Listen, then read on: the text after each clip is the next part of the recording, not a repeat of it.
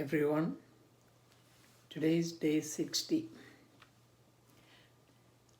I don't know where to start, but when we were in Africa, our parents uh, never objected us joining with any people, whether the boys or girls, anyone. We used to play with them and we used to exchange funds and the main character, there was an African boy as well. This name keep popping up in my mind. He was a very intelligent boy, and he picked up the games as well. His name was Kiriopa. I wonder how many of you people remember this young boy who was playing. Now he must be an old man like me. Then there was this young boy who came all the way from Okupa to play with us on Saturdays and Sundays. I used to just watch the games and we used to play a game called 56 with the cards. What my parents used to play, and my parents and all the Malayalis, they joined together in our flat and they used to play.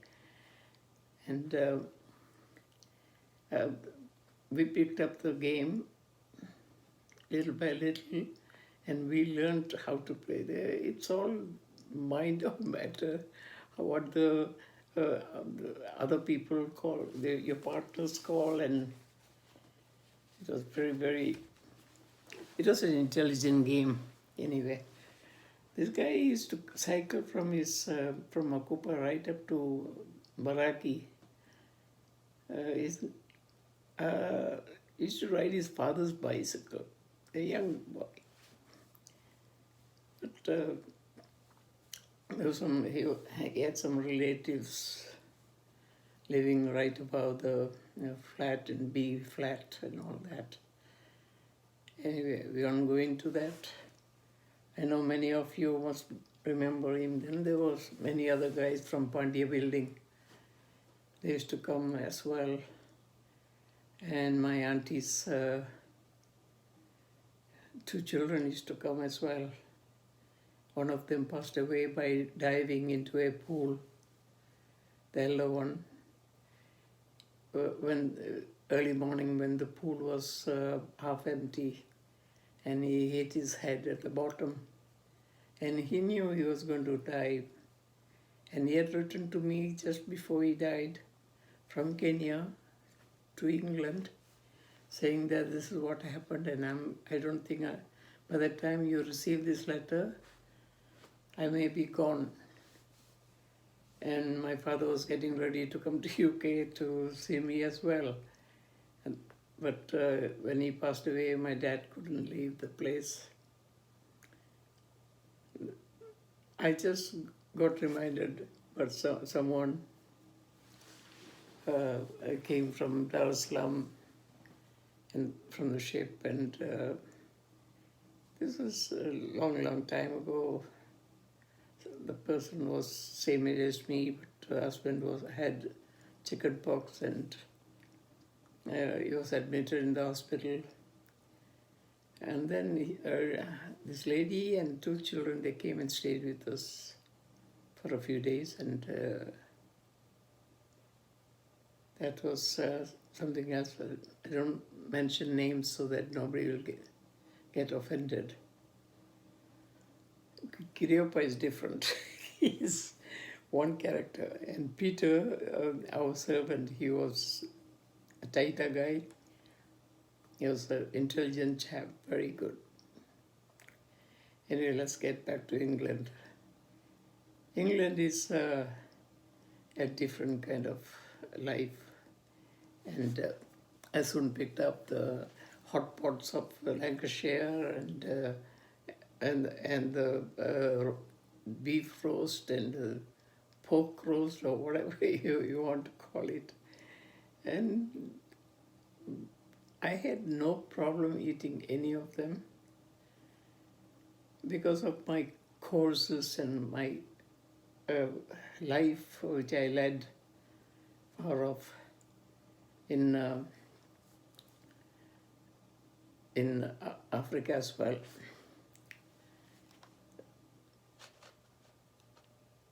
Then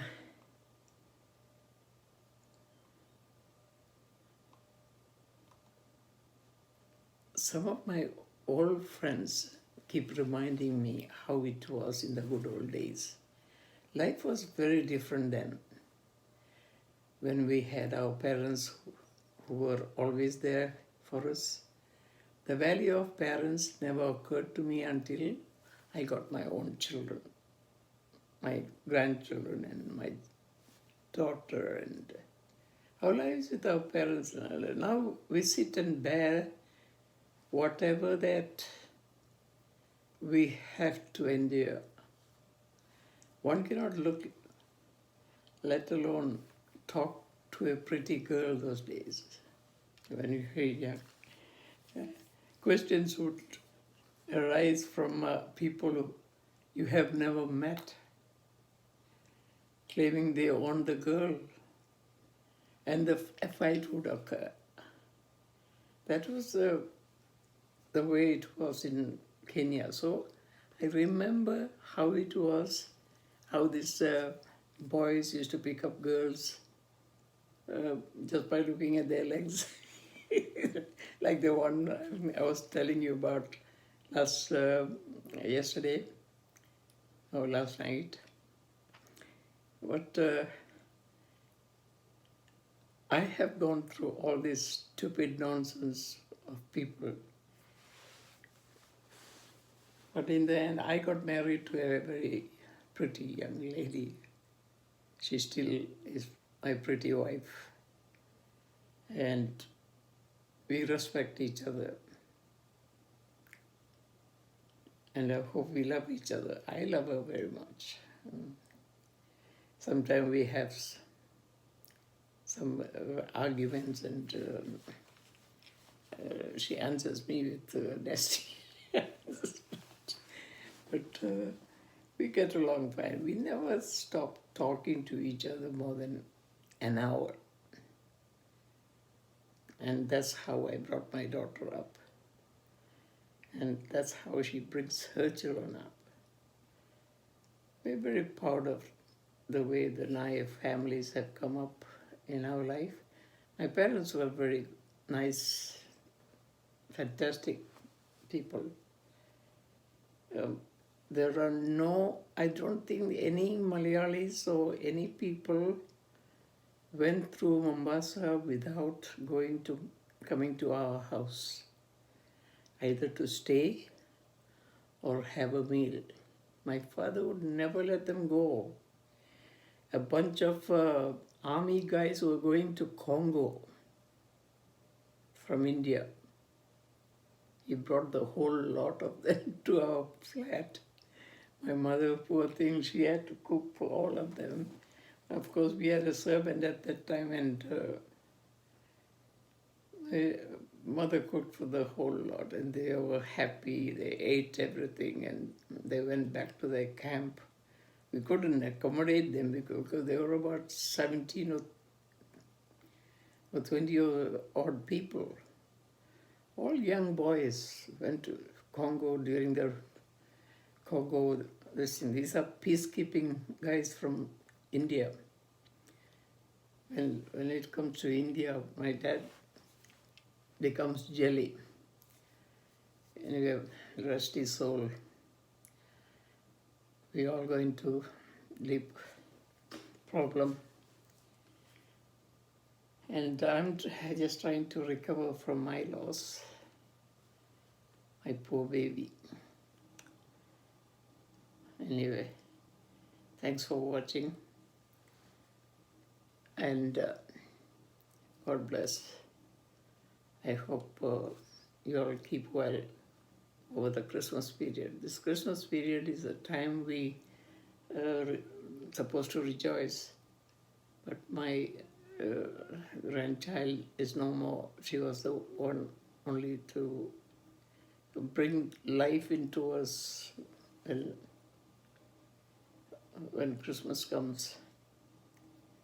Anyway, bye for now. Don't forget to subscribe for me. Bye-bye. See you tomorrow.